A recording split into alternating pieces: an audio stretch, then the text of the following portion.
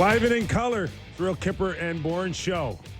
The Kypreos, Justin Bourne, Sam McKee, Jake the Snake Schultz, Derek Brandeo. It's the Leaf Hour edition. We are live on Sportsnet 360, Sportsnet 590, The Fan in Toronto, and streaming always on Sportsnet Plus. Give us a download at your convenience. Walking the dog is always, I get that a lot. Yeah. Love listening to your show, walking the dog. Well, the one gentleman tweeted his Spotify wrap today with us at the his podcast listens, and he says, listen during my 3 hours of dog walks a day. There you go. Holy idiot. 3 hours? Yes. Like, are you a bobsled? What's going on? Not bobsled. Buddy, that's Dog sled? That would be the word I'm looking for. Yeah. And that's 2 poop bags that you need minimum. Oh, my 3 hours. 3 You got to hours. have a half dozen dogs. Also available on YouTube and Apple Podcasts. You mentioned Spotify. It is a Spotify wrapped season and getting a lot of notifications. So now the notifications come in. Like you've listened to the Real Kyper and Bourne show for like 18,000 hours. Right. Several days of your life have been spent listening. Oh my God, I would say We people! do appreciate it. It's a wake up call. You know, Yeah, it's a to wake take up it call. seriously. Well, no, that's just like we come in here every day and like we just say a lot of stuff and we just come in here and we do it. And we love doing it. And then Yes. you don't really think about how much people kind of depend on it being there. Yes, 'Cause I listen to pods too, and when they're not there, I hate it, and Yeah. you don't think about it. And for all of you out there, we are very grateful that you have nothing better to do.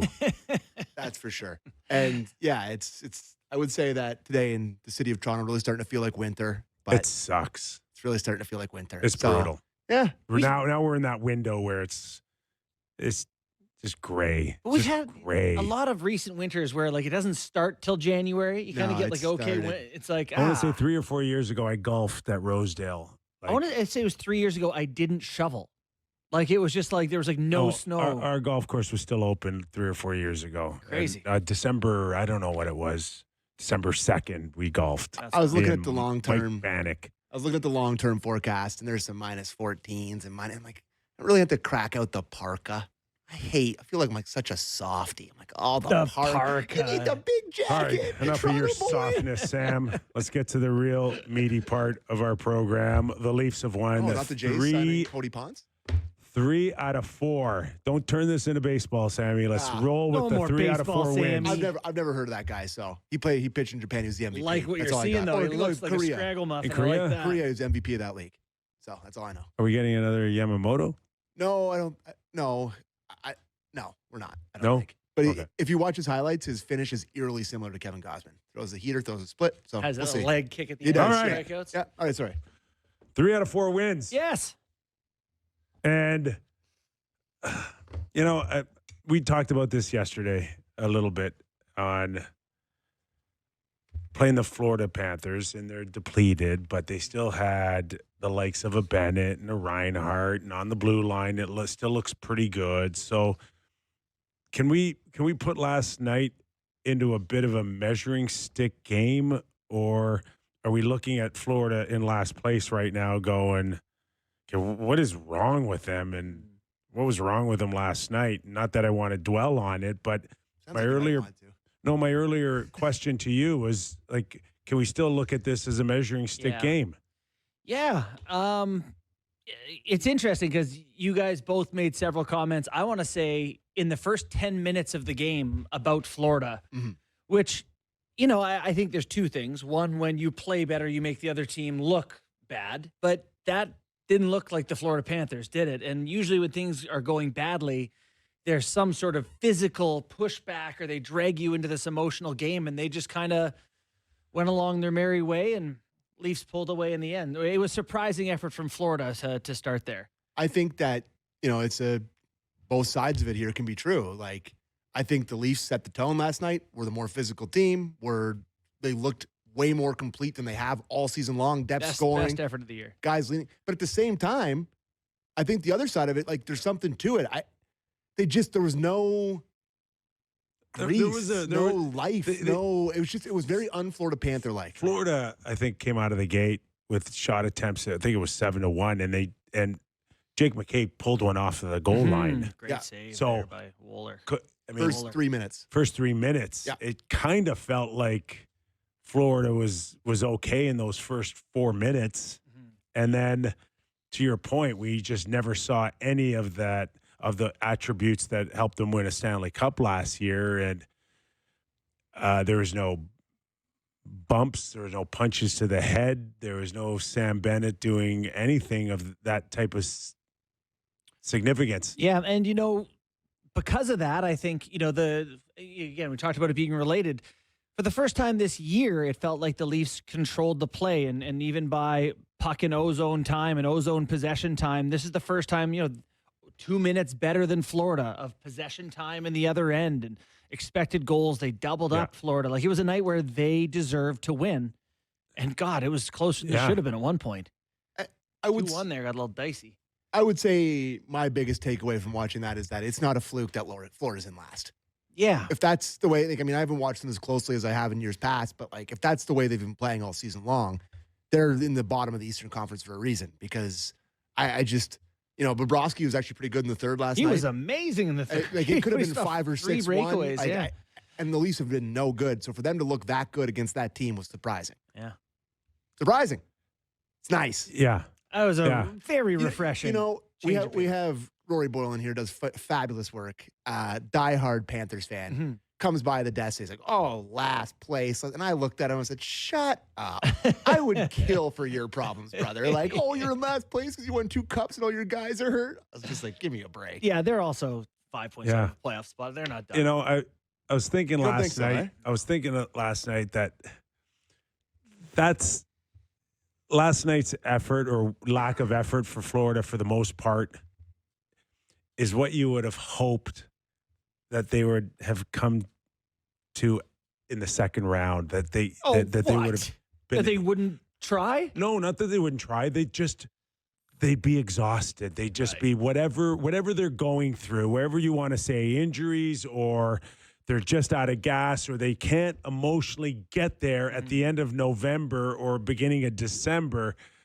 Like, you just wish that the Leafs would have had that knockout punch for them, so they would have ended up getting to this point a little sooner. But there's also, it's the 3rd of December versus the I'm not writing them 10th of off. I don't May. think you It's a can big write anybody difference. off at this point, right? With it being so tight in the They East. clearly had so much left in the tank. They mopped Tampa Bay after.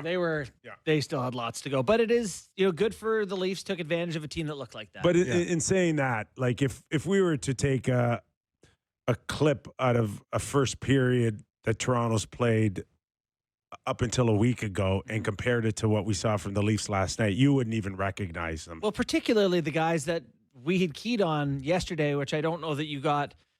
I don't know if it's about the physical spot, but the third line looked really good, right? Joshua showed some nice composure on his goal, right? A nice little stick handle, and McMahon. The big guys down the lineup looked like what you hoped. But outside of just picking a few guys out,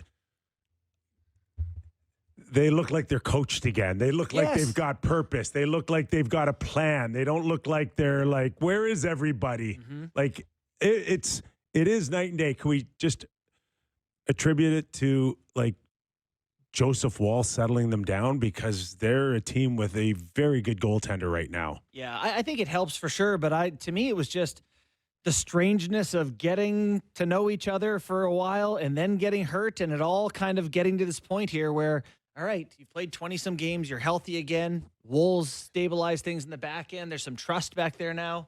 So both of you guys are leaning towards them pulling themselves out of this after what you've watched last night? Has one game changed your perspective on that? 3 out of 4? I wish the Leafs would have won like they did last night, and I wish Florida would have played better, because we'll know a little bit more. Like, there's 31 teams in the league, and I know we've had this conversation before, but how many are true measuring sticks on where you might think that you are or need to be? I think we'll have a better idea after Thursday night against Carolina than we would Tuesday night against a struggling last place Florida Panther team right now. I have a hard time moving the goalpost for the measuring stick game just because they played bad. Like, because they played bad doesn't mean that that's not a good win for the Leafs. Right. Like, they went into a building agree. that they've had no success in for the last 3 years, and beat the I'll Panthers tell you where pretty handily. I've turned is that they look like they have purpose now. Mhm. I'm not seeing those Hail Mary passes where it's 80 feet and it's to a guy standing still. Yeah. And then one and dones are a lot less. Odd man rushes, rush chances against. They've buckled down. Yeah. And I wonder if they're starting to figure out who they are in that way, that it's like, this is no longer going to function as a team A, team B, partially because I'm not sure team A is good enough anymore. Austin Matthews, if you feel he's a different level. By the way, I thought he was very good last night, but Except you won't shoot. well, I know you highlighted the one shot. Okay, well, But there's I want to multiple. get into Matthews, but let's go to Craig Berube, just get his thoughts on the pace of the game. Clip one is the one that kind of overview the fast-paced game. Clip one. Tonight was probably, I would say, one of the fastest paced games we played all year. I thought we just closed on people and checked, and when we had pucks, we skated and attacked, and our forward check was good tonight. So pace was really good tonight. They can get okay. How much of this is a wild statement that I'm about to make here, but I'm going to say it anyway. How much of them being able to get the puck out of their own zone and get it up the ice and look more crisp is the fact that Troy Stecher played the second most ice time on the ice and almost on the team and almost had the most ice time by 1 second. Yeah. He's changed the back end, I which think- is insane yeah. to say. I told you he's Canadian Timothy Liljegren. It's- He's like, He really has He's changed. he's got mobility. Yeah. He's got quickness. He's got a lot of things that they didn't show the first 20 games. You think of the guys that he's playing over, like, I mean, Carlo this year was a disaster with getting the puck out of the zone in terms of moving it up the ice and speed, and that was a big problem. Tanev was banged up the whole year. Like, having a guy like that, and it's insane. He's a waiver claim, and I think they're asking all they possibly can out of him, but his style has changed them from the back end, and he's played the second most minutes last night. Him and McCabe were the go-to pairing. I don't know how long that can last. Neither do though, I. Right? They're pressing and on. we don't know. They're hitting on 15 at the blackjack table right now. They're pressing. Yeah. a lot of sixes coming up. Yeah. It is fascinating. It's a good point, Sam, that it does look different. God, he got a rebound last night and cut the net and took a few strides and broke him out. And I was like, oh, wow. That's nice. He didn't bang it off the glass. That was really I think cool. it's just for Stecher and the Leafs, it was the perfect storm in terms of both of them needing something that they could each provide. Yeah. And we listened to Stecher like in interviews and in between periods on an interview, and he gets it. He's been around long enough where he really gets it. So that in itself is a plus as well. Again, I don't know how long it can last. This is a guy that he said he's on his 7th team. So he comes in, he fills a certain void, but once teams get maybe healthy or they just look at bigger, stronger, younger prospects, he gets pushed out. But he's a legitimate 6th or 7th defenseman right now in the NHL, I would think. And on a team like Toronto, it's much higher. Yeah, he's up. Yeah, you're not winning the cup if he's, in your top 4. It doesn't say a lot about your team. But I think what he gives you, if you're most teams, you'd say, well, if we can get about that from a 24-year-old and develop him or something, let's just take the 24-year-old. At this point, it's something the Leafs need. I do wonder if they look at him and He's go, 31, not like 38. Yeah, like, but he's not really. I do wonder if they look at him and go, can we find a version of that's not 5'9", that we could have for like that has some longevity, a puck moving D-man who can skate, like just to mix up the archetypes of our D-man, because we have stay-at-home guy, stay-at-home guy, stay-at-home guy, stay-at-home guy, Morgan Riley, and OEL. Yeah. All right, let's go to Craig Berube on his thoughts on Stecher. Clip 3. I became impatient quickly. Oh, no, clip 3. Yeah, I mean, he's playing with a ton of confidence right now. Like, very composed. Him and McCabe look like they got instant chemistry right now, which is great. And they move the puck. They're moving the puck extremely well. And, like, talk about pace, Stecher plays with pace out there. Like, I mean, he closes on people. He skates. He gets up the ice. He's doing a lot of good things. And he's got – I didn't know a ton about him, but I watch him on the blue line in the offensive zone, and he moves his feet extremely well and gets shots through. And these are all good things. I do think That's got a 4-year deal written all over Whoa. He was whoa, easy, bud. hey, you want Let's just get through December, brother. Let's just get through do you December. want to get to see Easy again? Yes. He was a UND power play quarterback. You know, he entered the Oh, league as a PP guy. Listen, I thought me and Bunkus calling ourselves Troy's boys last night on Leafs talk was By the going way, afar. none of this is serious aside from you have to look at what you have and what he gives you. And we're going to talk about the 5-forward power play. At some point, you know, maybe it's power play 2 or something, but he's playing extremely well. Ride the hot hand, keep hitting on 15 or whatever until you go bust. I don't know. Till 7 comes up. Yeah. Yeah, Which it's going to. for sure. But in the meantime, Yeah, but it chips does. in. Right now, obviously, no Tanev, no Carlo, but it just reeks of lack of depth right now in this organization for guys to play that type of role. And But that like, type of role for sure. you gotta go to the waiver wire to ask a guy to play 18 minutes, 20 minutes a night. That's 24 last night. Eesh. Yeah. I agree. I mean, there's the Marlies guys are always talking about, was it Villeneuve? Yeah. Not the race car driver. Yeah. I mean, he's a right-handed guy that moves it a little bit, right? There's that guy, but outside of that, Kipper, you're right. There's not a ton of, There's not a ton. No. There's not a ton. and that's what happens when you trade away every draft pick for 5 years. All right. We touched on Austin Matthews a little bit here. Where do you want to go with the power play? Do you want to hear Stecher on his goal? We do have Yeah, a clip of let's- him. Let's yeah, just let's give him hear his from him. due on Yeah, the for Stecher sure. shot, please. Stats, clip one. Choice boy. Like, I don't do it often, so it feels nice when you get one. I told Cowan and Robertson I was going to get one tonight, and I actually did. So the problem is I tell myself that every game, or I tell somebody that. So it's nice to contribute, but it was a big goal, obviously, at that moment. Gave us a lead, and we never looked back. So just happy to help. Couldn't help but notice he didn't tell Matthews and Tavares that he was going to score. He went to the guys who you're low enough on the all right, totem pole. Troy. Yeah, okay, kid. There's a lot of gratitude in his voice for just having another opportunity. Yeah, and God, what else do you want him to do with it? Like, there's no doubt he's an NHL D-man. I guess is he an NHL D-man on a good competitive playoff team? I mean, played for the Oilers. Was he the 7th guy for the Yeah. Oilers last year? Played a few. I think he played a few playoff games then last I think year. you I mean, take him he's- as a 7th guy. Yep. He's really It's nice to see. Shoots it through. Love that shot. Walks it. Snap. Little blocker.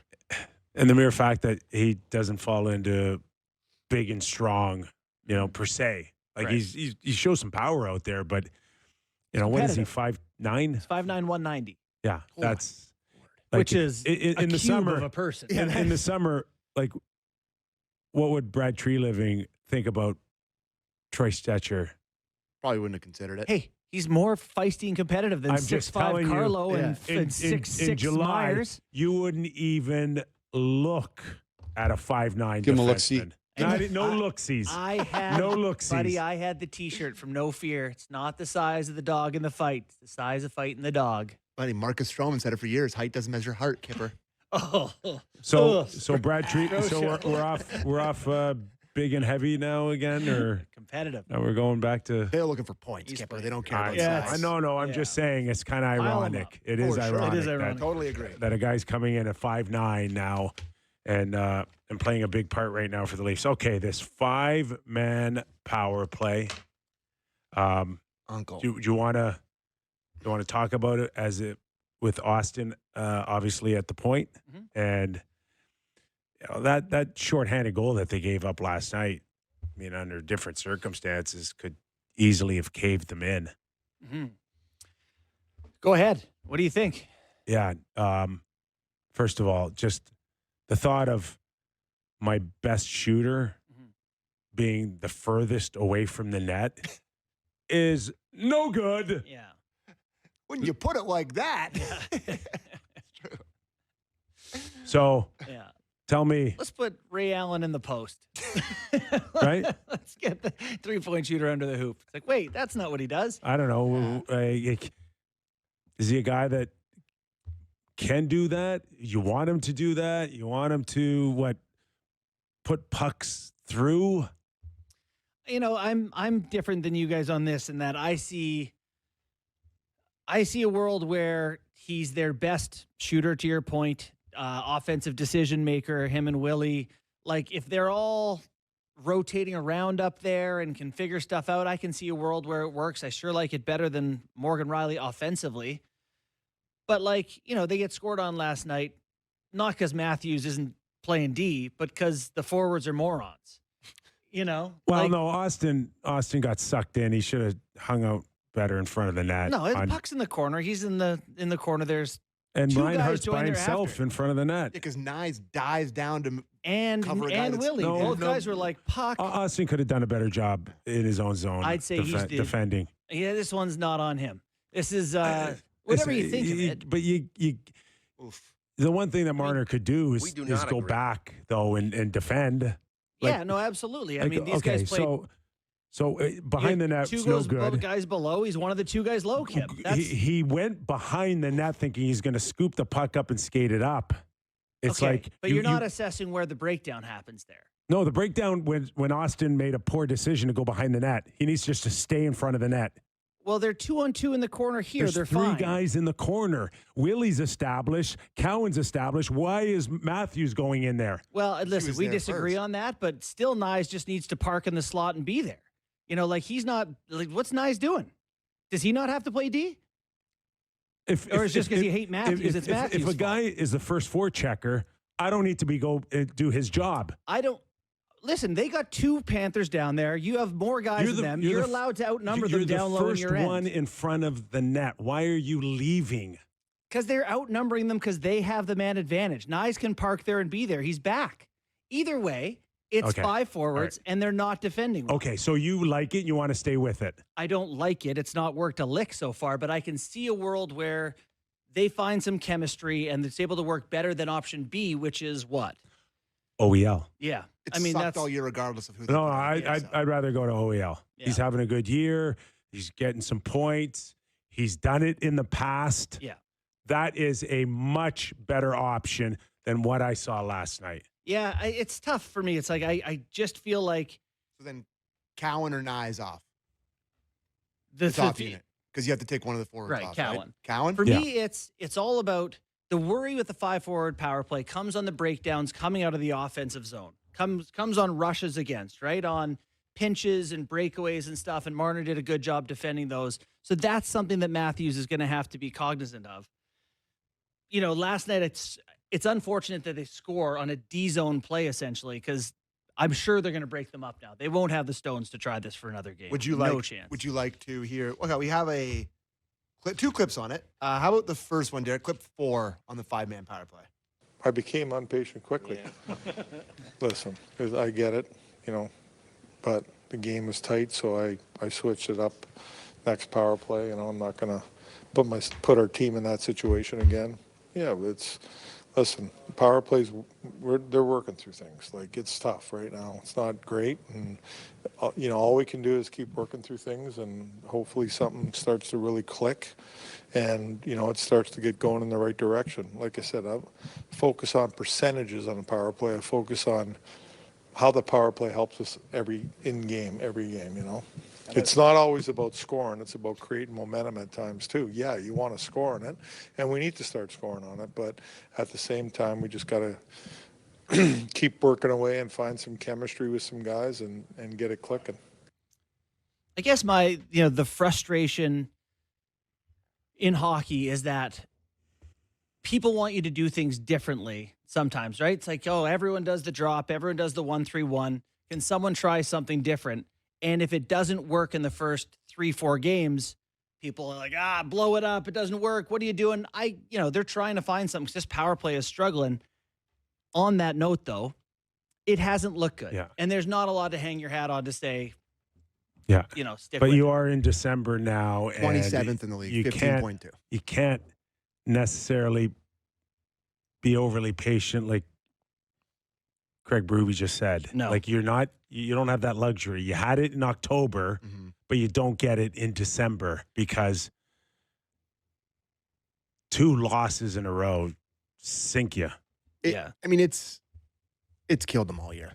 It really has. Like in big spots where they've needed a goal and the momentum thing. I mean, it's killed the momentum how many separate times in these games. Like think back to that Montreal game where they immediately get a power play early in the game. They're brutal on it. Habs come down right away, score. They go up 2-0. You're never back in that game. Like it just feels like there's so many opportunities for them. It just killed them. By the way, you know who's a 25th in the league in power play? It's the Colorado Avalanche. I know that is 16.1. It's weird. You know what's interesting is that Valley clip yesterday is kind of making the rounds about, they get rid of the goalie coach on Long Island and they get better goaltending and them wondering about other coaches being held accountable. Now, I've been with teams where the power play wasn't working. The head coach just says, that's enough. I'm running the meeting today. I'm making the decisions, but no one ever gets fired for it. I'm curious if Ruby takes it over. Mark Savard, is he completely in charge of this? Is this been his baby right from the get-go? At the end of the day, the head coach is on the hook, right? Yes. If he doesn't like how the assistant coach is doing it, he says, that's enough. We're not doing that anymore or whatever. So I can't hang it entirely on Savard, but that is his specialty, right? He was brought in to run the power play, so got to look at it. Look at it. Okay, Austin. Just doesn't look right to me. I thought he had his best game. You did last okay, night. But he he just won't shoot like he used to, and he can't shoot like he used to. I don't. There's a couple other in that period that jumped out to me too. There's still this power element of being a really forceful 6'3", 230-pound guy that's just missing for me. And watching him last night, particularly on one back check, and I don't know how long the shift was, and it could just have been easily him tired, but he labors for me a lot more than he did in his first 8 years. It's just there's an element where I honestly am starting to believe that he's just physically not right. It's funny because last night I felt like he played great. He got the puck in a lot of spots. That was good. Got a lot of chances.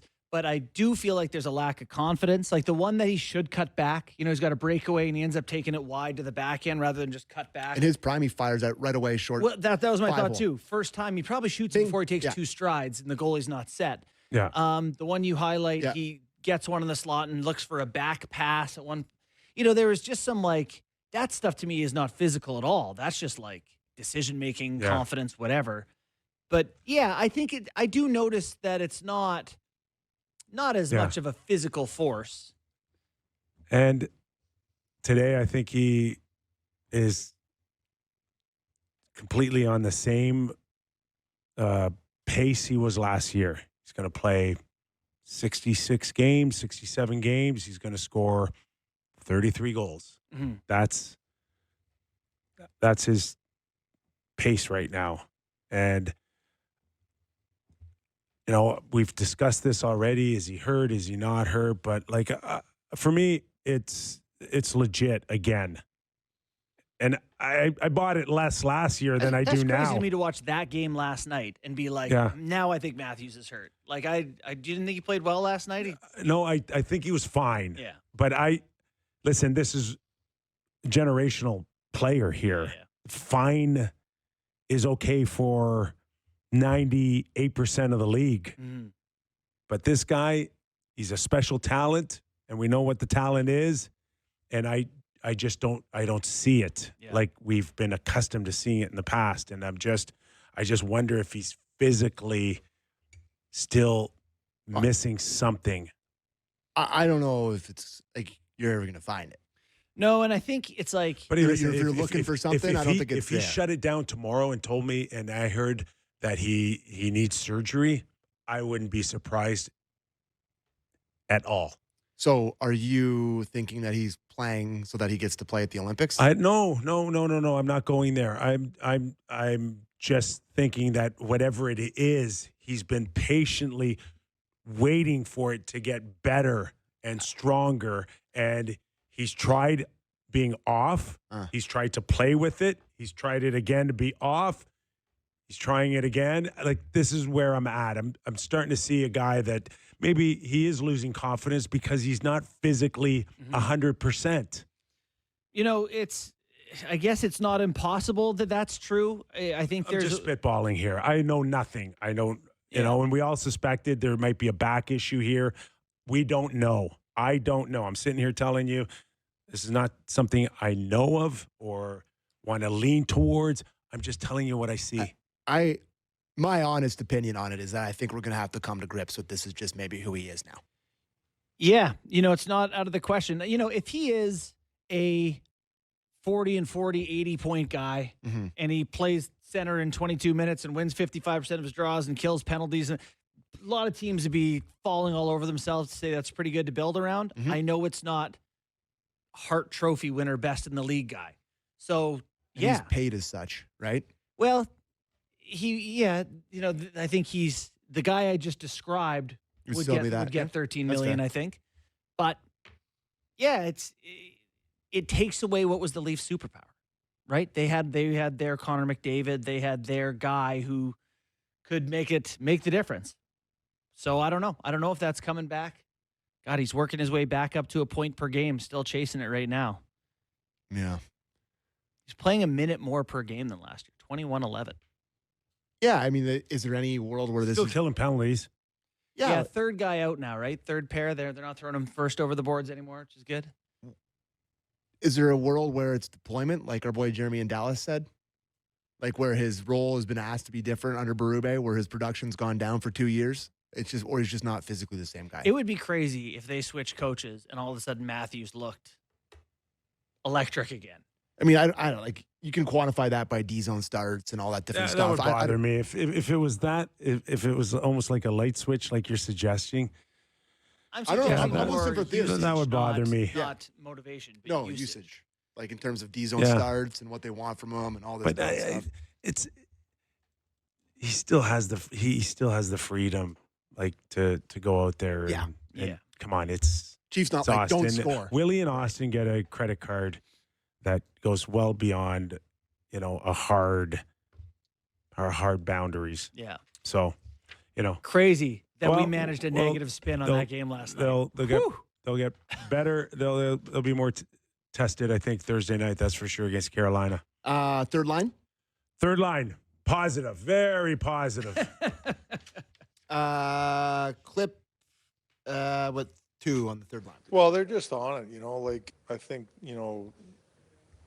Joshua and McMahon are really been good on the walls in our zone, and Wazzy does a great job being underneath and support, and they get the puck, and when they go down in the offensive zone, whether it's, on an attack or they have to forecheck, they're heavy, they're doing a good job with their sticks, and they're on people, and then they hang on to pucks in the offensive zone, and they're getting to the net and doing the job. So they've been really effective. This is going to be the all frustrating line for the team, where you're just going to be like, skate. Some nights you're just going to be yelling skate at them, and when they skate, they'll be great, and when they don't, they won't. With Waugh, for me, since he came back from the injury, has looked the best he's looked all year. Was there any part of it where maybe he had something lingering? Remember, he missed a little bit of time at training camp, and he had something lingering.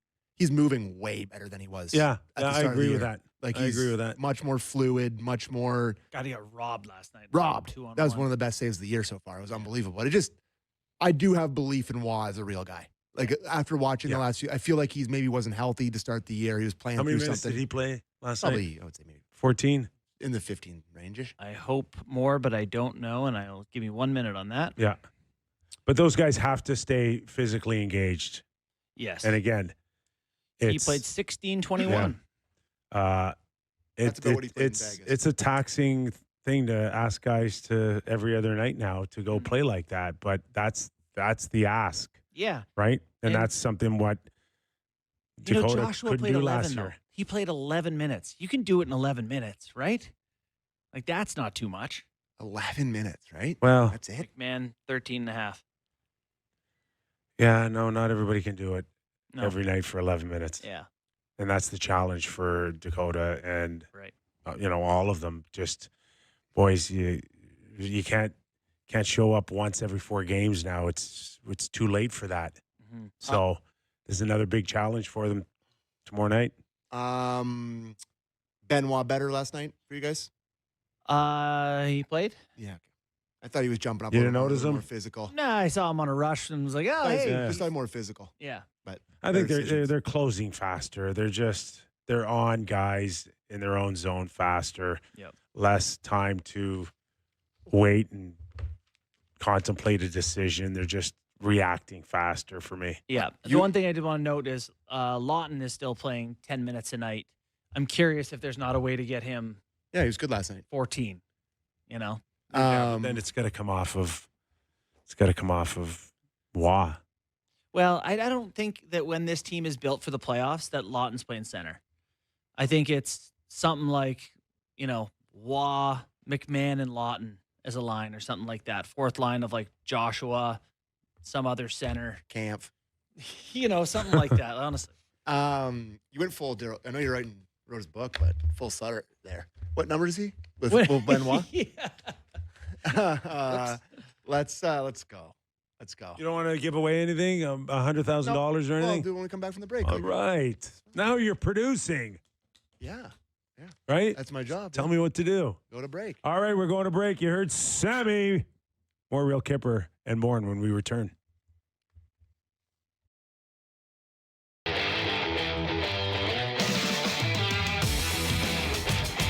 Welcome to the Leaf Hour edition of the Real Kyper and Bourne Show. Nick Kypreos, Justin Bourne, Sammy McKee. Before we get to the mailbag, boys, who wants to win a bunch of cash while doing the best thing this holiday season? Sportsnet 590 The Fan is all in supporting the 50-50 fortune for sick kids. It's a 50-50, so the more money we raise, the more kids we can help, the more holiday cash you can win. The current take-home prize is $224,000. Okay, I'm reading this badly.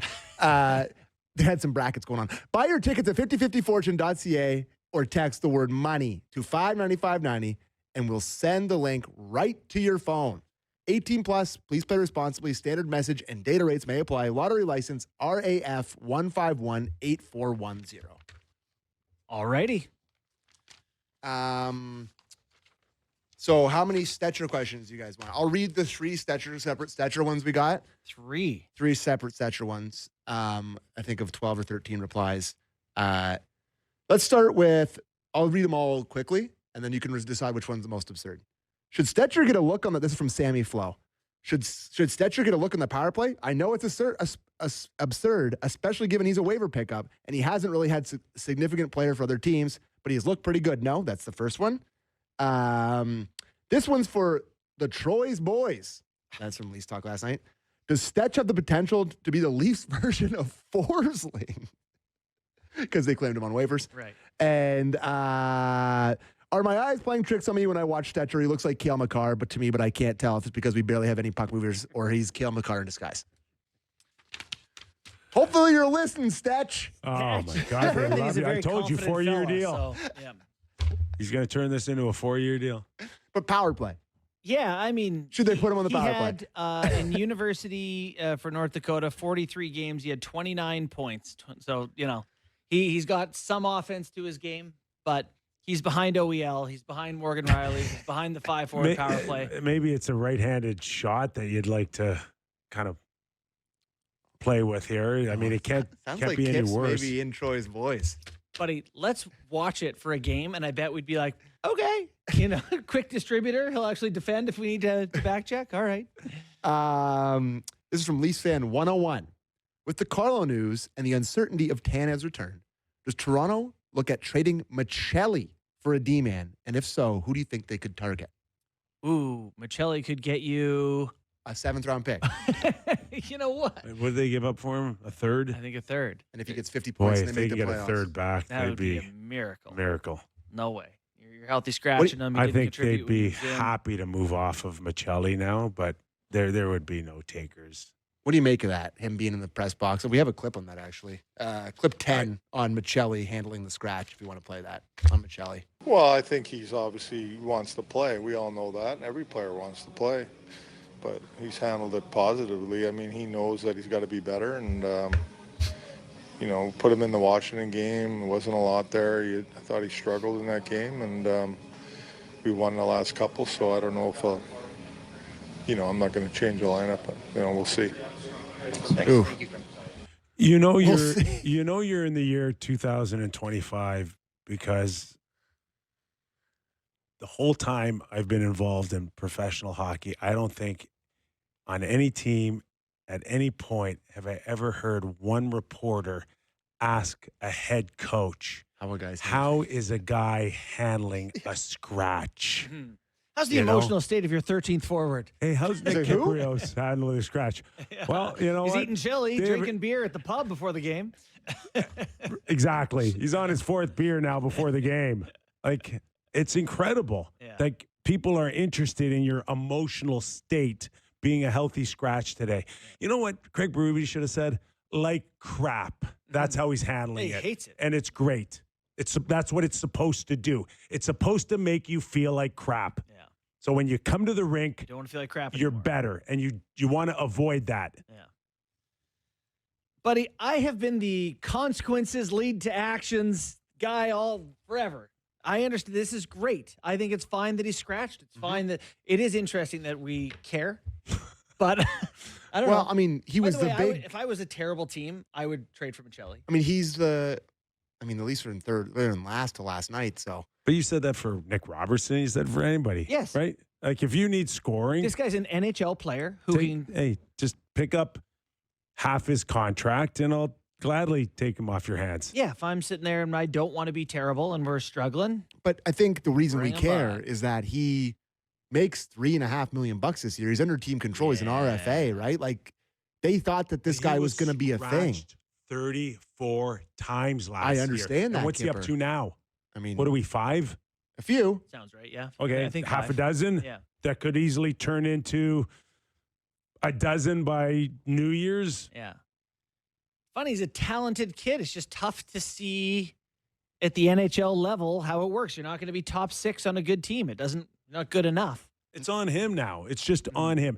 2 teams in a row where they can't fit you in a starting lineup. Like, take a good look in the mirror, my friend. It's tough. I'm torn because he said that he had that quote about like they want us to make plays, but they don't want it to don't want us to turn it over. Right? You're playing 12 minutes a game. Got to make plays. Can't turn it over. It's a tough spot to be in. He's probably just got to take chances and risk that a risk couple come few. off. Yeah. Every time you turn the puck over, you got to help put the puck in the net twice. Mhm. Okay? Are we up 1, +1 on the turnover rate? Can't be even or below. All right, this is from Jacob. The Leafs are now just 3 points out of second. Game against Florida was a blueprint to what the success this season will look like. Depth contributions, hard-fought battles all night, and the Great Wall. Are you feeling a run coming, or is this just enough to lead us on again? Tough to say. I appreciate. I'm sorry I don't have I appreciate the third line. I appreciate the hard work along the walls, Mhm. but the only wall that really matters from here on in is the Joseph wall. Mm-hmm. Okay, this is That's it. really on him now. This is the type of goaltending that can certainly get you back in the mix and certainly get you back into playoff contention. But from his start last week in Columbus to almost pulling one out in Washington to last night, this is pretty much the sample size you're going to have to need moving forward here out of Joseph Wall. Like he's good, boys. Think they're going to give He's Hill to be good. Carolina, or do you think they'll have Wall? But just you keep got to go plugging? back to Joseph Wall. Yeah. You do. The Leafs have It's a fine. 5-game homestand after that.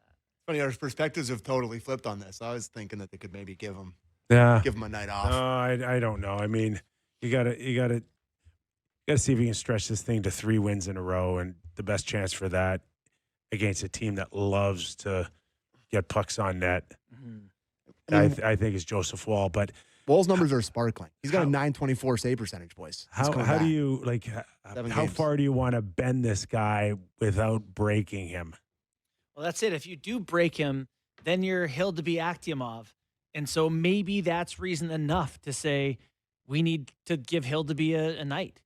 Yeah. Like clearly it's better to go with Wool I want to in that game. This is the best that you felt for the guys, and if it is tricky. a true measuring stick, so get your best in there when they're feeling their best, and that's Joseph Woll right now against Columbus, and see where you are, see how much of a gap there is, or how close you may be to staying up now with the Carolinas in the world. That, to me, you don't do that with Hellebuyck.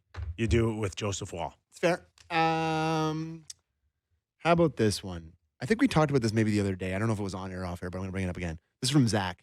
Did the elite sports science team leave with Dubas? Seems that the Leafs the last few years have had a lot more injuries than they did before. Did we talk about that on air or was that off air? We did some on air. I know that I worked with a guy named Rich Rotenberg, who was their sports science dude with the Marlies and Leafs when I was around, and he was there all the way until Dubas left and went with him to Pittsburgh. I don't know if he brought his staff with him, or I don't know. I don't know those details. I'm not sure they were replaced. Do you think there's something to that?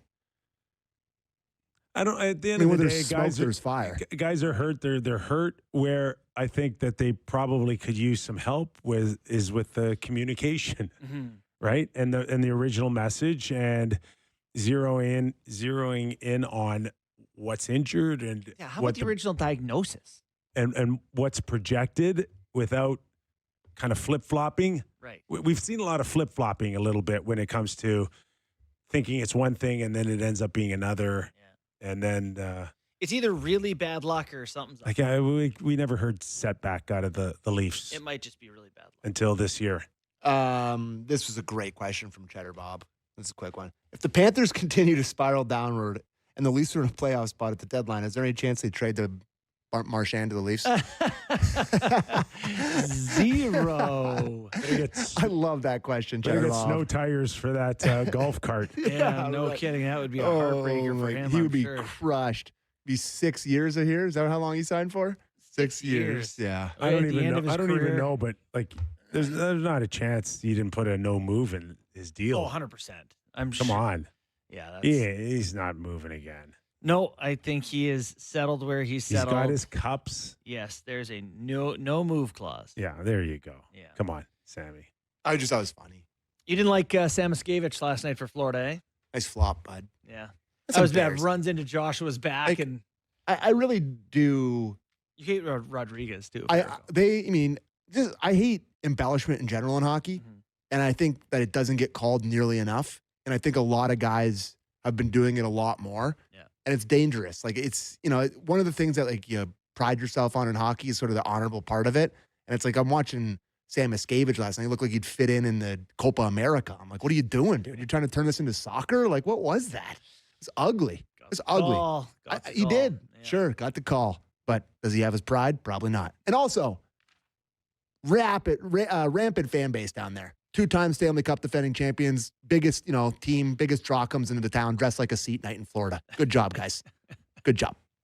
What a fan base. Oh, they're in last place. They've won back-to-back cups. You can't fill the building for the Leafs game. God, It's embarrassing. As a jaded Leaf fan, It's so boy, embarrassing. it's amazing what you need to hang on to. Well, it's to just embarrassing. help you feel better about yourself.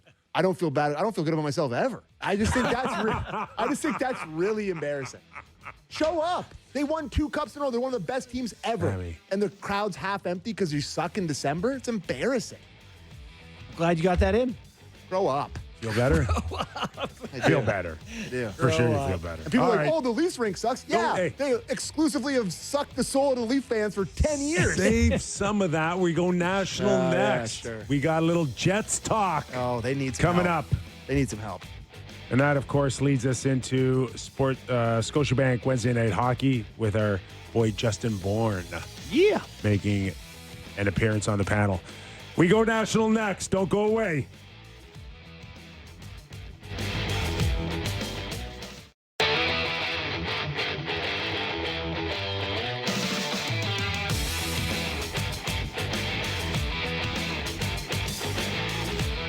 Time to go national on the Real Kyper and Bourne Show. We are live on SportsNet, SportsNet 650 in Vancouver, SportsNet 960 in Calgary, and streaming always on SportsNet Plus. Also available on Spotify, Apple Podcasts, and YouTube. This hour of Real Kyper and Bourne brought to you by Bet365. Nick Kypreos, Justin Bourne our very own Sammy McKee, Ken Wiebe, who covers the Winnipeg Jets for the Winnipeg Free Press and co-host of the Kenny and Rennie Show, will join us to give us a real deep dive in our Jets talk. Yeah, that's good because they're going to be on Sportsnet tonight, and I need all the info I can get. Yeah. What do we like? I know we'll get into this with Ken, but like, what do we like?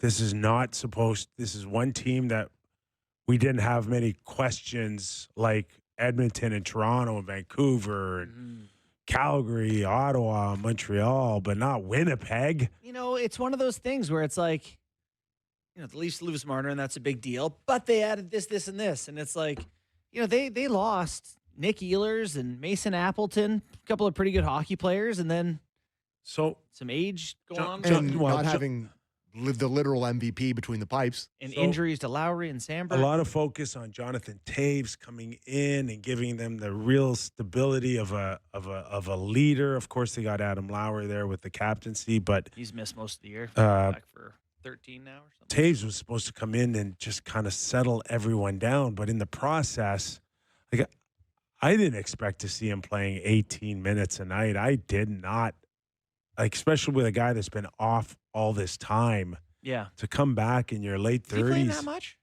He was earlier. Yeah. Wow. But that's not that's basically he's presented himself as a second line centerman. Well, yeah, I kind of thought like Lowry was supposed to be that. He's supposed to be their third line guy, and Lowry missed the first 13 games of the year with injury. So maybe that put more on Toews early than he was ready for at that time. But, you know, it has come back now. He's averaging 16.08 now per game. So he's Getting more into they're third pulling him line. back a little bit, I think. But even 16's like a big ask. It is. He hasn't played in years, and I will say his. I'm sorry. You all right there, I Sam? was sneezing. My bad. I'm Can looking you at guys his hear that? last, 8 games, 9 games. He's -1 in 7 of them. You know, it's not. You're supposed to be their kind of guy they can count on to shut things down here. So, I'm sure he's frustrated. It's got to be hard to keep up after years off. Feels like it's their opponent tonight. I mean, it's a bit of a anguish bowl tonight. Like it's kind of gone south for them after their good start too. So Yeah. Habbies aren't looking as good as they did. The media there is already starting to get a little bit hot. That is one of the questions we'll deal with. Which team finishes higher in the standings? Well, which team gets goaltending tonight? Mhm. Connor Hellebuyck. Is he the type of guy that goes, "Hey, I'm pretty important"? He's back in tonight. Is that? No, No. I'm just saying Oh, that yeah, he's yeah. gone. Oh Yeah. yeah. And he's thinking to himself, Oh yeah. like, yeah, Like, geez, I guess I'm not changing anything. we really got to figure out who the MVP of the team is. Yeah, it's been tough. Like Comrie, it's a big ask. They typically, when you look at their numbers, they're a team that is pretty good defensively, but then they way outperform their defensive metric because of And Hellebuyck. Valley said yesterday that last year they were one of the best environments in the league for goaltending, and if they had had that this year with Comrie, they'd be better. But it hasn't been nearly as good. So Yeah, looking at even strength slot shots against, last year they were 3rd in the NHL. This year they're 29th. So, you go from one end of the spectrum to the complete other. Possession time, 14th to 29th. Expected goals against, 6th to 28th. Like, defensively, it's been bad. The Shen-Stanley pair has left a lot to be desired. lucky for them, they're in a pretty easy division. So Well, that's the problem, is you fall behind early in the Central. Minnesota's pretty legit. yeah, they're 8-0-1 in the 8-0-2 in their last 10. They're Yeah. on fire. Did you guys catch any of the shutout win by Minnesota last night against Edmonton? Wallstead is going to be a 4 Calder. of 6. Yeah. Is that what the number is? 4 shutouts in his last 6 games? Yeah, and he's like a 970 save percentage on the year or something crazy. I thought good process in some of that game for the Oilers. I thought they looked pretty good. I think that goalie is just on an all-time heater. Yeah. Like, I think if they play that way, But more, they'll win some more games. But Minnesota won last night because their blue line is better than the Oilers. Well, like for sure.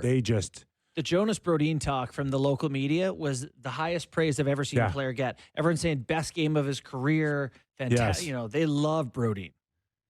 And apparently he hates playing against Connor McDavid too. It's just nightmare city. He's Oh. for him. Tell me the guys who like it. I know. I know. But for a guy to get that much praise off of a guy that makes you nervous is saying something. Yeah. You know, but like that blue line's solid. The Minnesota Wild, probably the league's most underrated team. Brodin, Faber's elite. Middleton, Team America Spurgeon, for sure. this Bouillon kid. Yeah. They really like him. And then Bogosian on the third. So they Bears call score, him right? the St. Paul Wall. That's a pretty cool name. It's good. Saying the wall Who of St. calls Paul. him that? The fans? Everybody, the fans now. Oh. Yeah. I was thinking it's funny. Big that- Minnesota Reddit guy over there? What's going on? No, I saw. God, I heard that. Oh, Tim McAuliffe said that on. Oh, did he? Sports Central today.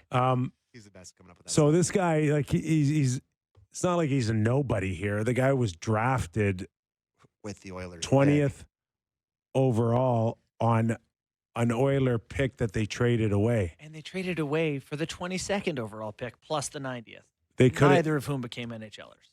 They Oilers missed an opportunity, I think, on that draft of Wyatt Johnson too. I think. But this is the thing we always do, and I'm guilty of it too. Like I do it with Sebastian Aho and Travis Dermott and like and Will Cooley couldn't. Like you do it all the time, but as a fan, it's incredibly frustrating. And also, they didn't need a goalie then. Skinner was 22 or 3 and tall and blah, blah, blah. Koskinen was lighting it up for them. Mikko. All right, as promised, let's bring in Ken Wiebe, Winnipeg Jets writer for the Winnipeg Free Press, co-host of the Kenny and Rennie Show. Kenny, what's going on? Great to be with you, fellas. How's it going there? We're good. We're hanging in here. And can we say the same thing for Winnipeg Jet fans? Because I was just saying earlier, Ken, that we had a lot of question marks on a lot of Canadian teams, but they weren't supposed to go Winnipeg's way, and now they are. Yeah, it's been a little bit of a interesting start, especially after going 9-3 out of the gate for the Jets. They've sort of fallen pretty flat here. You expected them to sort of more like tread water with Connor Hellebuyck out, but they've sort of fallen pretty quickly. And as we've seen in the Western Conference, man, if you go on a losing skid, you can be on the outside looking in pretty quickly. So some things have not gone their way. They've looked a little slower. Obviously, we know they got older in the off season, but you guys talk about guys they're missing. Man, Nikolai Ehlers' speed is sure been missing on that second line so far. And Kyper, as it relates to Toews, I mean, he had a pretty strong start, I think, but it hasn't gone quite as smoothly. There's just been quite a few 5-on-5 goals against that line. They just haven't found any synergy out of the gate. And to Justin's point, some of that has to do with Cole Perfetti being a bit slow out of the gate with the injury, and he just hasn't quite found his form. And when you're a guy that he's not reliant on pace, but he's not a burner. So when you have a high ankle sprain, it's really sort of set him back. He's had a ton of chances. That is accurate, but there just hasn't been a lot of cohesion on that second line. And after a really good start, Vladislav Nemestikov, his point totals have dipped. He had 6 goals quickly out of the gate, but I think 1 assist in the last 12 or 13 games here. So that second line's really got to get going for them. Ken, as far as Toews is concerned, we know the time that he's missed. And I'm asking you, how fast has the game gotten since he left and when he returned? And is that an issue at all? Well, I mean, his pace is certainly not at the place it was, 4 or 5 years ago, but he's always been able to get by with his elite hockey sense, and that has still been on display, Kipper, and his vision is on display, but there have been times where he's gotten caught on some long shifts, and then maybe the conditioning, it's not quite as there. I mean, he's in good physical condition, but it's been so long since he's been in game shape that it's been a tough go for sure of late, especially offensively. But I think for a guy who won a Selke Trophy, I think he's probably more frustrated with how it's been going defensively. But at the same time, there have been signs that he's been able to pull himself out here and there. But I think he'd just like a little bit more consistency with his game. And guys, we saw last night, there's obviously some parallels with Gabe Landeskog in Colorado, right? And Gabe's got a couple more goals, but very similar paths. Obviously, the injury and the illness are totally 2 different things. But Landeskog's only got 14 points and 2 last night, whereas Toews has 9. So I don't think it's that dissimilar. But we always knew that the first probably 25 games would be the toughest with those guys missing so much time. Mm-hmm. Yeah, absolutely. So, it's not like the Jets came out of the gates and they're 2-18 or anything like that. There's still some things going right. One of them, Mark Scheifele in contention for this Team Canada coming up. What have you seen out of his game? Seems to me like a lot of the numbers, or at least, are have taken a positive turn from last year.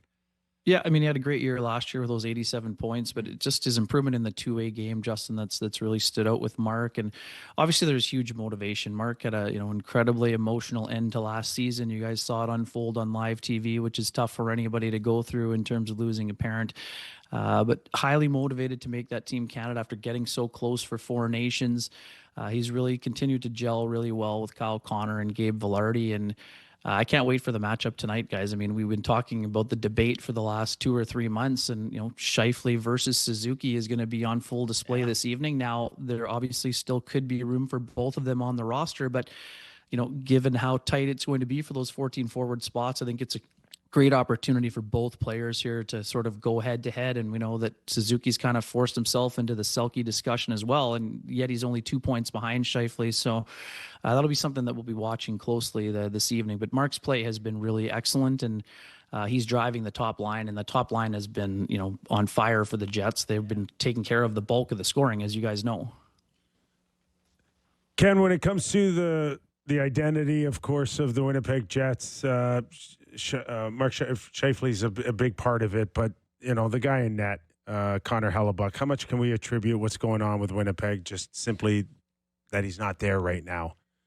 Well, certainly a factor, Kyper. Anytime a team loses, the reigning MVP and 3-time Vezina Trophy winner, it's a factor. But my bigger concern as it relates to identity is that they're not playing cohesive defense. Like, this is a team that won the Jennings Trophy in each of the last 2 years, and of course, goaltending was a factor. But they limited the high danger chances against.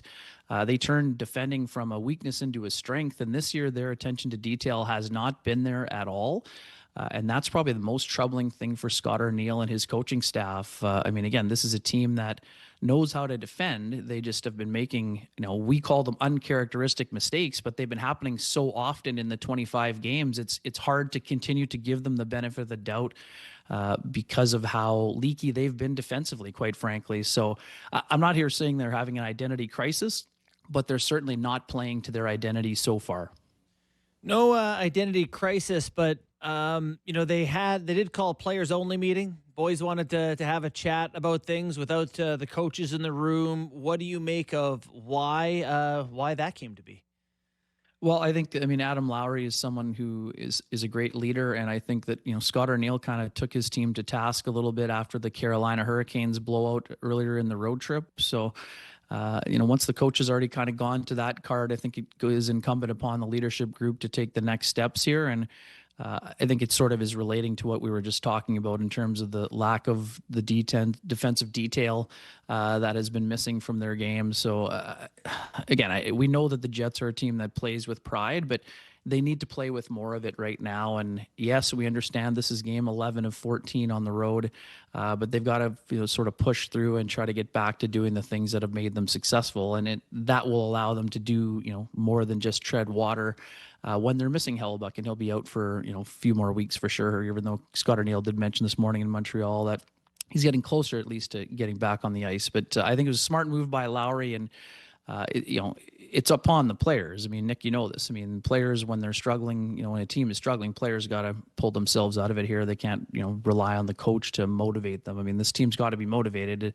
Coming off the President's Trophy, finally, you find yourself below the playoff line. That's got to be coming internally here. Ken, we also know when teams are struggling, especially in Canada, that there's a fan base that go far beyond just the players here. So there's a general manager and Kevin Cheveldayoff and a head coach in Scott Arniel. Like, where's that fan base when it wants more questions answered, to pertaining the direction that the Winnipeg Jets are moving, either short-term or long-term now? Yeah, for sure, Kyper. You'd look at the message boards and think the Jets would be trading for Kiefer Sherwood and every other available player over the next couple of weeks here. But, Sherwood's an interesting guy, right? I mean, he fits a lot of the areas that the Jets are lacking right now, right? Speed, tenacity, physical force, secondary scoring.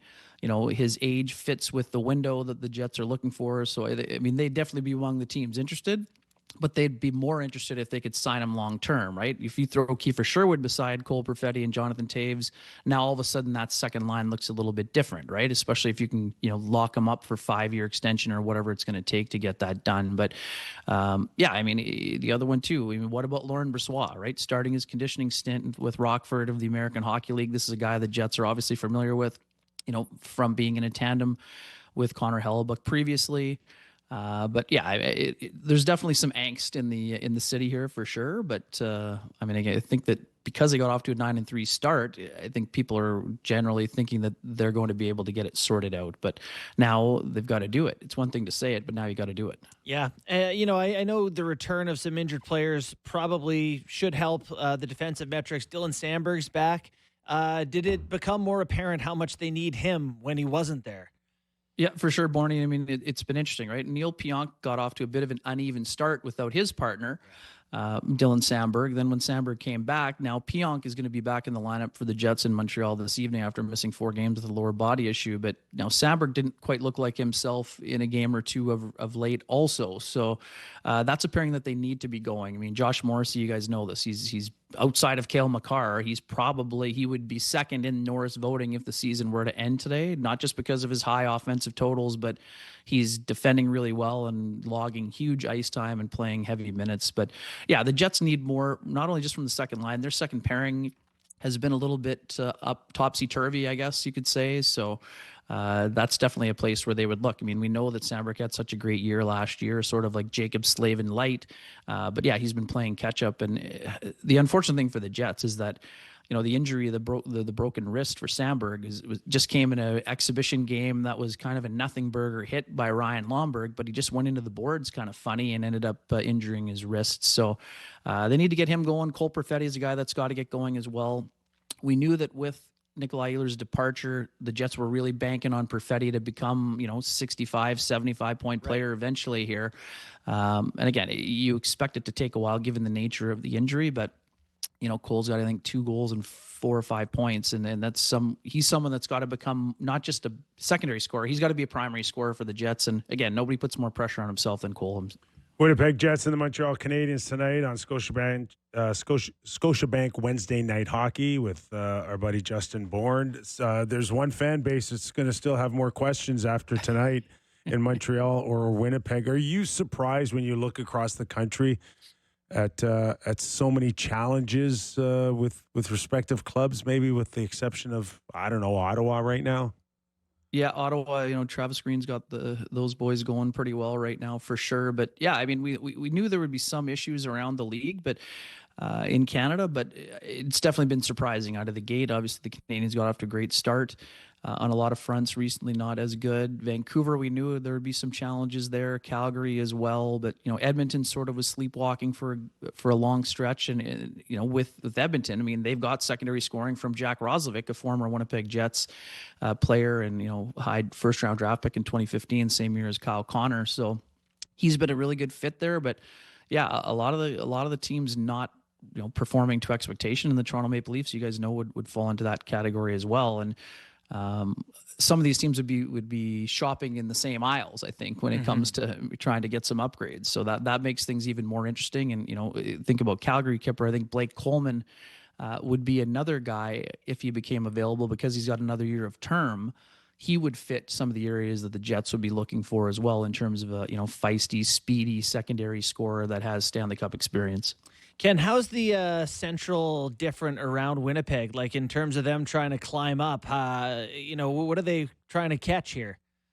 Yeah, it's super interesting, guys, right? I think that for folks who watch, that Chicago Blackhawks Vegas Golden Knights game might have been one of the best games played this season.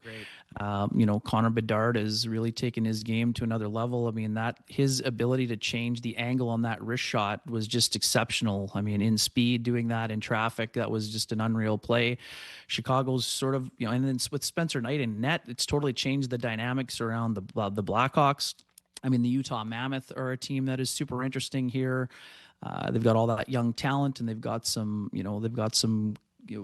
prospects and guys that they could maybe upgrade. So But then there's also the other question marks. I mean, what are the Nashville Predators going to do? What are the St. Louis Blues going to do? Doug Armstrong sort of has the for sale sign up again, but how serious is he about selling, and which guys is he interested in selling? Right.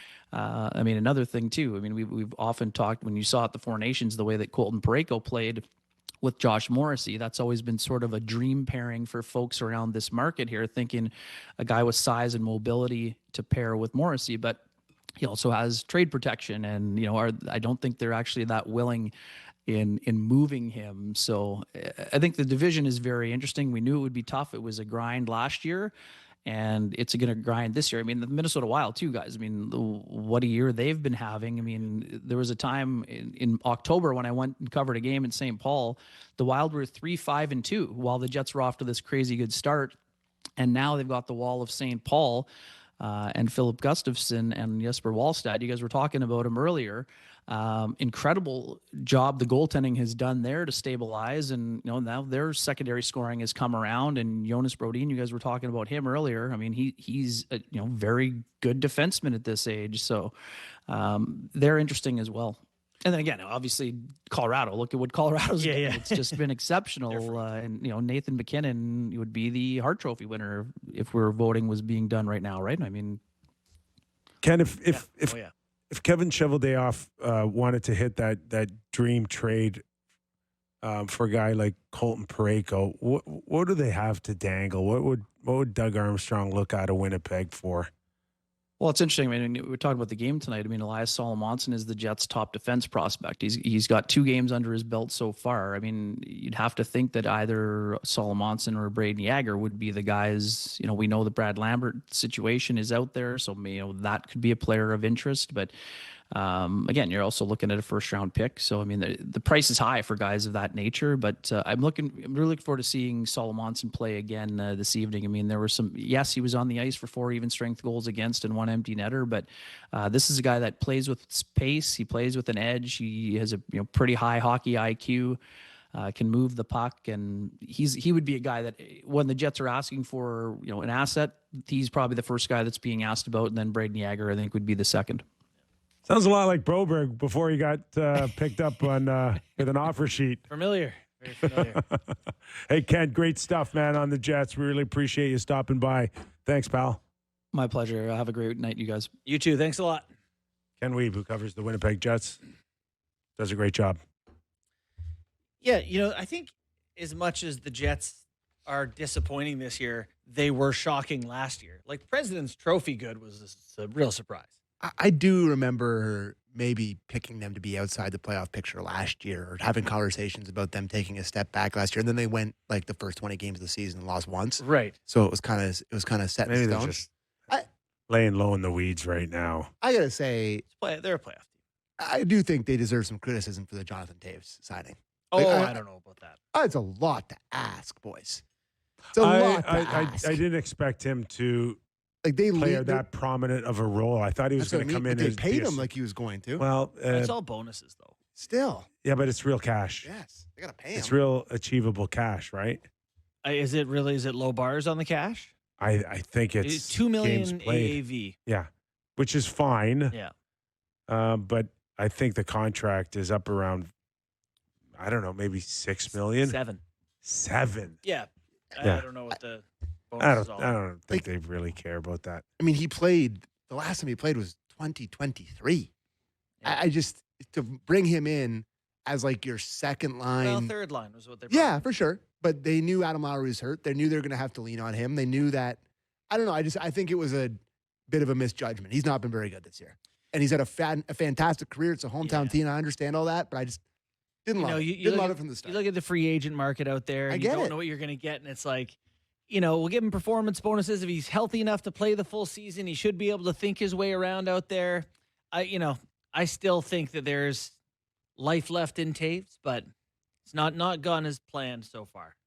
Rooting for him anyway. Do you think they'll turn it around? Like, are you kind of worried that that division, I like you think pointed they out, could. I think they've got some pieces, like Ken mentioned, to play around with another big trade. And yeah, if they make a trade or two, and then you look at like right now, the teams in the wild card spots in the West are San Jose and Seattle, Chicago, Utah ahead of them. Like, It's an achievable climb. I think they'll be a wild card team this year. Still a challenge to get people if Colton Orr, or Colton Parayko. Colton Orr. I don't know where I pulled that one out. Colton God, he was Parayko. tough. There's only Colton one Orr. Colton, right? That's Yeah. the toughest guy. Toughest Colton of them all. Yeah. Orr. Yeah, he was really tough. I loved him on the One Leafs. Colton to if- rule them all. if Him and he's Fraser okay- McLaren on the Leafs fourth If line. he's okay with waiving his protection rights to go to Winnipeg, Mhm. I'd be all over that Yeah. if I'm Kevin Shoveldayoff. Luke Shen, unfortunately, another great guy, great story, great career, who It's on the other side of it. it's really not going good for him. So I'm not sure if they'll replace him or not, or they love him too much. But he's a lot like Corey Perry, where people thought 5 years ago he was done. He was in the 6 American years. League in 2019. 2019, 2020. 6 he was years playing ago, there. you were done, And pal. he was a stud in between the years since. So I didn't expect to go here, but do you think Army would trade Parayko? I do. Just- I do. Yeah, I do. Just why? But it's are they just trying to do? time. I think it's just time that I think Justin Falk's the easier one. But if you get an offer you can't refuse, you've got to rebuild. You've got to. they also do Gotta a move good forward job here. of He is, they he cut is ties. 32. I thought he was a little younger than that. They cut ties while guys have value before, it's all dried up as an asset. Yeah. I always go back to the Stastny and Shattenkirk trades, which kind Yeah. of keeps them relevant to this day. And the offer sheets, like he keeps that team afloat, man. The way that Nashville tried to do. And I think there's a team out there ready to move, and they want to get out of the gate early. There's going to be a rush because of the Olympics. There's going to be a really big rush, I think, to get in some bodies, some fresh movement before the Olympics. Really? Yeah. So like maybe a little pre-deadline. I think there's something coming. I don't know. It might be quiet through Christmas, and then I think come January, like there's going to be some teams wanting to be the first ones out of the gate to push. And interesting, if teams are still this close in the standings, you'll have a lot of teams that are believers in what they're doing and the chance of them salvaging the season. So, hey, you could see some real buyers. Just looking at the teams that could potentially trade for Parayko. But, I mean, that does make a ton of sense, the Jets. It actually does. I mean, there's also something with Binnington and Parayko. And How's the Leafs work for you? not to go full Berube here, but I love the player. I love the player. I do. I've always, this rangy, he's going to shoot it, can skate. I've He always makes loved him. 6.5. It's a great Parayko, contract. and he'll make it next love year, that and he'll make it player. the year I after love that, the and he'll make guy. it the year after that, and he'll make it the It's year just- after that. I'd be talking out of both sides of my mouth if I think the Leafs are in a position to be making a decision like that. Yeah. Like he may be a little older than I would like a guy to be, but he'd fit that bill. Yeah. He'd probably a little bit better than Troy Stecher if I had to be honest with you. But no, I like him a lot. So Say goodbye to Easton Cowan. no thanks. Yeah. I'll hang on to Okay, Easton you want to go Cowan. to break or you want to? Let's do game time. All Let's right. do game time quickly here as I bring up my read. But I think I can do it without it. But I'm going to have it in case just I can. It's game time. Presented by Bet365. Visit the app for latest odds and see why it's never ordinary. Bet365 must be 19 plus. Ontario only. Please play responsibly. Bourne on the panel tonight. Very exciting. Thrilled. Who's on with you? We got Luke Asdick, DA, and Jen Botterill. Every The whole time, crew. every time I see you up there, it just makes me so happy. Thanks. I'm just looking at the game that you're doing tonight. The Jets are in Montreal to take on the Habs. The Jets are big favorites, actually. Well, not big, but sizable. Minus 130 favorites. Montreal Canadiens plus 110. They've been struggling a little bit recently. Shout out my boy Dave, our steak dinner bet, looking a little bit better every day that goes by. I got the Leafs to finish ahead of the Habs for a steak dinner at the keg, so I'm heading in the right direction. So the Habs are plus, like I said, they are plus 110 on the money line. Good matchup. Looking forward to seeing you on the panel tonight. Give Colby me doing play-by-play, by the way. Colby Armstrong. fantastic. Give me Color. like Ken said, it's a matchup sort of between Scheifele and Nick Suzuki, and they're both kind of pushing. Give me a Nick Suzuki goal tonight at plus 175. Yeah. Looking a little bit later on, two good later games. Anaheim hosting the Mammoth. Anaheim minus 105 on the money line, minus 115 for Utah. And Washington is in San Jose to take on the Sharks. Plus 130 for the San Jose Sharks, minus 155 for the Washington Capitals. who are really starting to look like they did last year. Buddy, the Sharks are in a playoff spot. The Sharks are, they've got one of the best players in the league playing really great. So that helps. They're getting some saves. So Askarov, Yeah. real deal. that was Game Time, presented by Bet365. Visit the app for latest odds and see why it's never ordinary at Bet365. Must be 18 plus, Ontario only. Please play responsibly. Okay, we'll take a quick break. Plenty to go around the National Hockey League. When we return, Carter Hart makes his debut for Vegas. Tyler Sagan's season is over Yeah. with a horrible knee injury.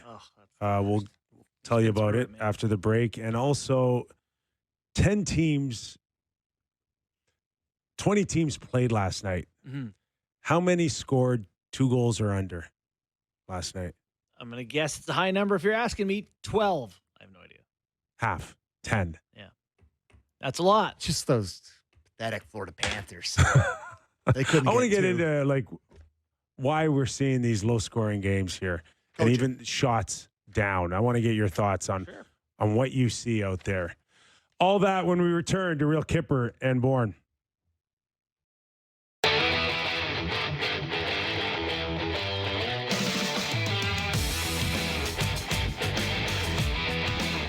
Welcome back to the program.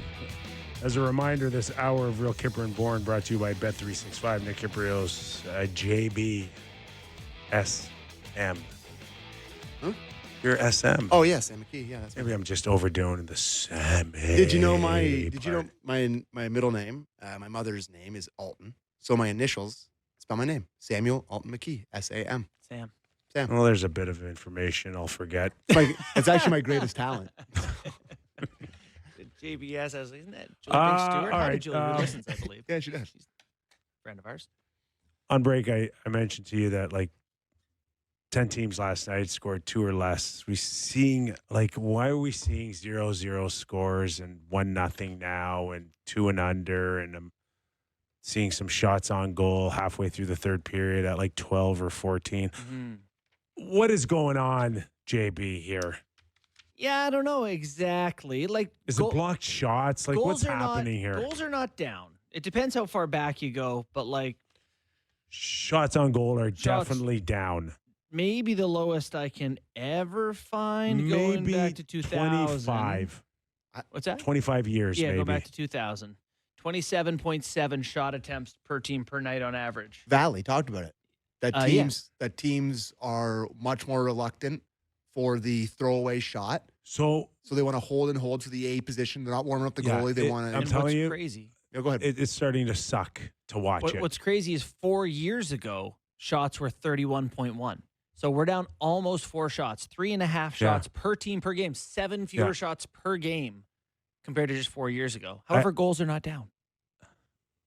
Yeah, so they're just waiting for the perfect opportunity to shoot it into 3.03 that. this year, 3.01 last year, 3.08 the year before that. The one thing that I am seeing now, and I saw it a lot out of the Leafs, and they've gotten better at kind of curtailing it, is this spread out offense where it's just the whole ice somehow between 5 guys, and the space between them has never been larger for me. And it's like the puck spends a lot of time on the walls, and then they'll hold on to it on the walls. No one will challenge first chance they get.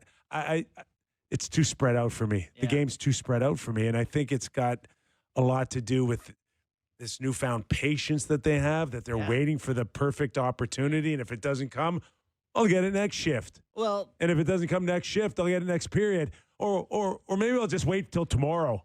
I'm totally in favor of this offense you're talking about. You know, first off, you're playing in their end and not yours, which is good. And so you're spread out. Let me just go back a step. I'm on your page coming out of the D zone and neutral zone. I think it should be tight. Find your way through the maze. Once you get in there, I think you want to be in there and wait for breakdowns and seams. And, as a defensive player, breakdowns happen when you change sides. And you go, okay, am I taking him now? Are you carrying on? And I just think you're trying to make guys make decisions and find those seams. And you're right. It involves a lot of holding the puck and rolling up to the blue and using the whole zone, making the puck do the work. I like it. I don't know. Offensively. Anyways, I just see these low-scoring games now or teams struggling, and it's like, it could be what's coming going on? down. Typically, scoring is higher early in the year, and tick, tick, tick, tick, tick comes down. I would not be surprised. So right now it's 3.03. I bet you it finishes below 3, 2 point something this year, and it hasn't been below 2 or below 3 since 2020. So, And they're fascinating numbers because I think, has save percentage ever been worse? save percentage, no, you'd have to go way back. So save percentage, league average is 897, and it was 915 10 years ago, and it's just gone down by about 2 points every year. So goals are up, shots are down, save percentage is down. That my hypothesis here, if I'm doing my little science project, guys just shoot way better than they used to. Shoot better and shoot less. They wait for a shot and they rip it. They wait till they get to the absolute sweet spot before they rip it. Save percentage is at the same level. It was last this low in 1993-94. So 30 years since save percentage has been this low. That's unbelievable. Yeah. Speaking of ripping it, Stamkos gets his 1200th point last No, night. Bedard. Speaking of ripping it, talk about Bedard. Yeah. Bedard. Well, I You mean, got to rebuild that net Stamkos. after he blew the elbow. Well, 1,200 points. Stamkos 1200 points. Okay. There's a few active guys that have 1,200 points, obvious ones who you can probably name. Can you probably name them? Yeah, I mean, Ovi and Sid and probably McDavid already. And No, it's Malkin, Yeah. Patrick Kane, 1,200 points. Will Stamkos show enough to get traded somewhere? Like if you're I a don't contending see- team, he's just going to play out the string there. I don't see that. The only thing that's going to possibly look at the pass in this goal. If you're watching Hurt. here, though, this is Yeah, such good back check. a ooh, the only what a thing that pass. can hurt Stammer is even at 50%, teams got to commit to $8 million, Mm-hmm. right? And if he just shows a little bit of a flash for doing what he does best, like, listen, his best years are behind him. We know that, but he could still find a way to contribute. Then So- there's an opportunity. But he's making $8 million. Yeah. So if he's making $6 million, so he's got this year and 2 more. Yeah. And if he was making $6 million and he could get you 25 goals, would you do it? By the way, he's up to 7 goals in Yeah. 26 games. You know, like that's a pace for a 20-goal season. It's not. He had a really slow start. He Yeah. shot a few in more recently. I would think teams would try to get him at 4.5 or 5. That's the window. Mm, But yeah, I think 4.5, if he that's can big if he ask can for Nashville. shoot it in the net on a couple occasions here and show he's got some zip, and power play would be really important. Last year he scored 27 goals and was minus 36. Yeah. Minus 36. Yeah. Did that win the Holy- Masters? That must have been the Is Masters. that the green jacket? Marchessault is much easier, Yes, Yeah. 5.5 is his same duration. and you can bring I that will down. tell you. I like 5.5, he's Marchessault. got an extra year than Stammer. I should he say I is a like year the younger. I like the idea of Marsh. So I liked him on Vegas. I haven't watched a ton of their games Yeah. since he Yeah. went there. But Yeah. he was a gamer. And we'll Really good. see Brian Did O'Reilly. he win a Conn Smythe? He was Maybe. really good when they won. Who else would have won? Maybe he did. And Ryan O'Reilly's got to end up somewhere, right? Like they've got to unload some of these in this. He did win the Conn Smythe. Ryan O'Reilly, you know, how slow can you be and still be effective? And hey, all due respect to guys who are unbelievable players, unbelievable talent. John Devar is not a fast skater. Still effective at his not fastest. But Steven Stamkos, it another does question. catch up to you, though. Well, It Jonathan does. Toews is experiencing Yeah. that. Like you can be the best thinker in the world. Toews is a great example. Pretty quick game out there these days. How much can you be slower than Yeah. everyone else and still be amazing? Good question. Every clip you see of a guy who's playing in the NHL, who's like a veteran and just fresh out of the game, like, holy crap, these kids are so fast. Oh my God! Every, they're like every it's time. it's like they were crossing the highway on foot, and when they get to the other side and they retired, they're like, "Thank God!" Holy crap, That it's was- quick out that there. was absurd. Yeah. By the way, just shout out to the line from Scott Lawton. Austin Matthews ran into Derek Lalonde in practice recently, mowed him over, and I guess they watched the video on the video session. They watched it happening, and Lawton's line was, "No bicycles on the highway." So basically, Lalonde, keep your back on the boards while we're practicing. That's very There's a few bikes on the highway in the NHL? No bicycles on the highway is a great one. Connor Bedard. Bedard. Okay, yeah. That's- Did you watch that goal in real time live? Not live. I did, and I Come on, the you're group I chat don't know what lit up. time it was. Yeah, it like was later. 11:30 Eastern, and I was like a very loud wow.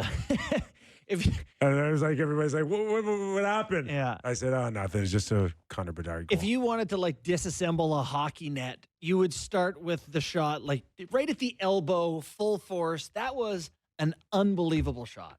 And he's taken over from Austin Matthews as the guy with the best pull, drag, release, placement Yeah. shot in the league. He is a combination right now of young Marner and young Matthews. Oh, I love that. I love true. that. Like, you know, he the can- way you he's know kind of what? lateral. Yeah, but and- you know what? He's got a little fire in his belly Look at too. this shot. Oh my Right? God. That's off the back. Carter Hurts like, But he's not scared to get in They other didn't do people's that 2 faces years now ago. and yap a little bit because we've seen on a number of occasions. he seems like, extremely arrogant he- in a way that makes you a good hockey player. Back foot. And by the way, that's Shea Theodore. Yeah. That's not some Under bum. his stick. Yeah. Oh, by the way, his stick handles this a couple times on the way in. So I think he was selling that he was going to do the Datsuk, right? And then he lifts up his leg and just shoves it right under there. That is beautiful stuff. Carter Hart was like, Yeah, maybe I should. Yeah, shouldn't he's have come back. didn't It's sign up for that. it's go time right now in his third season. Yeah. Yeah, he really has. I think I said this during our thankful segment, but it's pretty grim there for 2 years. Yeah. And The I know, team stunk. yeah, and he's really young, Really young. really young. But now watching him play and just watching these games, it's like, oh But my he- God, you know, thank God. it's- You know what? There's still deer in headlight moments for even these generational type of guys Mm. where it's like, okay, that's new, that feels new, and then they're like, now he's beyond that. Now it's like, this is work, this is what's expected of me, this is what I'm supposed to do. It's just not good enough now, me doing it by myself. I got to make sure the other guys are with me because I got to make them look better than they really are because that's what great players are supposed to do. Have everybody else rise. Yeah. And it's starting to set in for this guy. You know what would make me sick to my stomach is if I were selecting Team Canada watching Connor Bedard, because I don't think he's been on their list. Like, I think he's on their Yeah. list, but I've gone on record and said I don't think there's enough time. I don't think they have him on the team currently. I think it would be making me sick watching him being like, he's third in the league in scoring. He is a highlight reel Yeah. every night. He looks like he's quickly Yeah. becoming one of the world's But best we players. don't- If we lose and we- leave him at home, I We wouldn't do- mind a McDavid cross-seam pass on the power play to that Oh. shot. Wouldn't be too bad. God, he's getting hard to leave at home. We're talking about Scheifele or Suzuki, and it's like, boy, are we sure? Yeah, I'm not. I'm no longer sure. I was sure before, and I'm no longer sure. At the end of the day, they're just going to have to take their best educated guess. Yeah, that's Well, sure. exactly Right? That's it. And don't overthink it, too. Well, overthinking it is Scheifele or Suzuki Overthinking only over happens Bedard. when they lose. Yeah. That's the only time you have to worry about overthinking it. It's funny because we have people who talk about this stuff and they go, you can't have 4 scoring lines. And I think there's a lot of people going, but why? Like, couldn't we try that and see how it goes? Like what? According to reports, though, the rink might be shorter. So, Oh, according to reports? yeah, there's a lot of reports out there that the rink might be Are you shorter. not happy with the Anonymous- credit we got? It's like, oh, the reports. It's like the reports are the assistant coach coming on with you guys and telling them it's shorter. That's the report. What a report. Sammy, we don't need Oh, need- come on. we don't need other people patting us on the back. Come on. Sammy. Oh, what a report. I could listen to our show every day and get a lot of Oh reports. my God, you're hilarious. Anyways. Sad news for Dallas, especially fans of Tyler Seguin, because he's looks like an ACL injury. I think Dallas reported today that Out for the year, Gulletson said. Gulletson said out for the year. You know, This is a guy his that's come poor off hip joints. surgeries, Yeah. shoulder surgeries, and how much can a guy take? Well, and how much should a guy take at some point? It's like, okay, you could physically come back. Your body doesn't want to do this. He's been pushing it for years. He's got 1 year left on his deal And after this. He was playing well. He's a great player. He was the glue in the room, by the way, in the last few years. Guys like him, eh? 17 points in 27 Love games him. so far this year for Love him. him. Yeah. You know, the year before he played 20 games and then 18 playoff games. So it's been a struggle for a guy who's going to play 47 games over 2 full years. And now you're talking about stuff like Landeskog and Toews. And it's like he hasn't really played in X amount of time. How much does he make again? 9-8. Oh, there's your Malkin destination. Well, this is it. Is they now can spend that money. Philip Forsberg. Dallas is going to be aggressive. This is a year they can win the cup. They- Philip Forsberg. well, Interesting, but when they go in division. Stamkos. You're building towards beating Colorado. Mhm. That's it, Good luck. right? You need a hitman. Well, I guess That's they what you did. need. They did beat him last year. The guy that they traded away scored a third period hat trick in Game 7 to eliminate them. Oh boy, that was one way to do it. He's so good. I watched that game. I watched that He's game top at 10 points now, isn't he? I watched that game at Real Sports last year, the Game the 7, Moose. and there was a guy there, diehard Colorado fan, wearing a McKinnon jersey, and I left the bar and he was outside having a smoke, and I just said to him like, "Boy, you probably shouldn't have traded that guy." And he looked at me, he's like, "Why don't you shut the F up?" Oh, really? Yeah, and I was like, "That's fair. Yeah. That's fair. I will. You know what? I'm gonna leave now."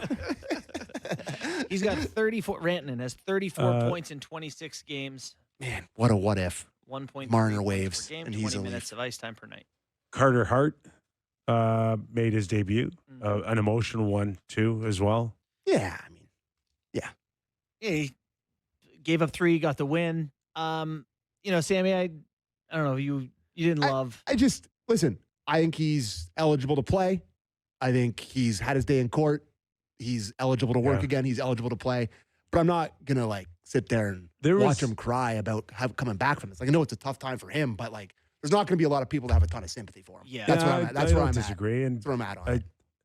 there were a couple of stories on the internet about great detail of the case all over again, and I think Yeah. it's because Sin Bin Vegas did a story on it. huge. And it was a long piece talking to survivors, and it was a Exactly. pretty telling story. It's just like, And I think it's a reminder to a lot of clubs too that like he can play, of course he can play, and you can cheer for him, you Yeah, can cheer listen. against him, you can do whatever you want, but it won't go away. It No. won't go away. And for some in that market, like they never got any of the details. They weren't paying attention. It wasn't like Canada coverage.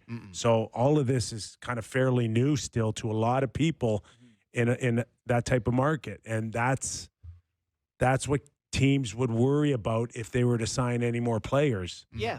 He certainly, he's been through it, the last couple of years, and you understand why he's emotional. And as you said, he's his right to be back. And so you understand why he was emotional about it. That's been a long couple of years for him, obviously. long couple years for a lot of other people involved That's too. exactly right. So But- I'm not like, He's back. he can play, like I said, but I still don't He feel looked great pretty about it. good too. Yeah. I mean, Nice he pads. was a pretty good goalie before. I will say his setup looked fantastic. Really good looking pads. Yeah. That's the best positive thing I'll say about him right there. Yeah. I thought he looked good in there. Well done. Looked like a Did you goalie. see Marner 17 minutes last night? Oh boy, trouble in paradise. No, I didn't see that. He's just, They should maybe trade him to the Leafs. What would you I don't- would you trade Cowan today? I don't think I. Wow, now we're talking. How far back? Leafs line, baby. How far back do you got to go to see Mitch Marner play 17 minutes? I mean, like I was gonna say junior, but not junior. But He that played was 40 a minutes in little junior. over 17 minutes with overtime. That's weird, but It's well, Four Nations would but be the last Vegas time, by the uses way. 4 lines, and Still. he's got a lot of choices there. Cassidy. Yeah, Right? it's not team A, team B No, there. no. It's team Vegas. Yeah. All right. All right. Our thanks to Ken Wiebe, who joined us from Winnipeg. That was fun. Yeah, fun. Good luck tonight, Bourne. Yeah, I'll thanks. watch you tonight. Game of the week. Yep. Scotiabank Hockey. Our very own Justin Bourne. Montreal Canadiens and the Winnipeg Jets. Go Jets, go. Oh boy. Time to Pick start. the side. 7:30 puck drop. 35. 7:35. All right. Enjoy your night, everybody. Thanks for joining us. If you get a chance, give us a thumbs up on YouTube.